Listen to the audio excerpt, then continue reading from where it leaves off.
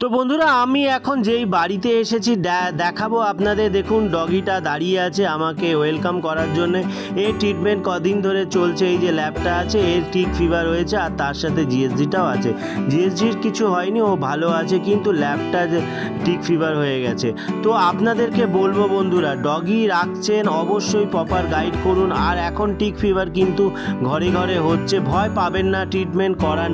আর যদি আপনার বাড়ির ডগি 2 দিন হয়ে গেল, 3 দিন হয়ে গেল, জ্বর কমছে না, অবশ্যই ডক্টরের সাথে কনসাল্ট করুন।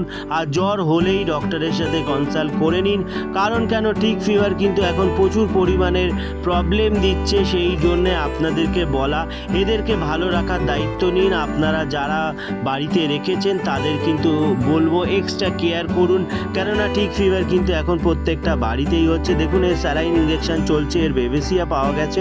তো বেবেসিয়ার সমস্যা আছে, তার জন্য রক্তের ওষুধ দেওয়া হচ্ছে, টিক ফিভারের ট্রিটমেন্ট করা হচ্ছে। সব কিছু দিয়ে ওকে কিন্তু আশা করি ভালো করা হবে। 1 মাসের ট্রিটমেন্ট আছে, ঠিক হয়ে যাবে। এখন এমার্জেন্সি স্যালাইন ইঞ্জেকশনের মাধ্যমে ওকে কিন্তু তাড়াতাড়ি রিলিফ দেওয়া হচ্ছে।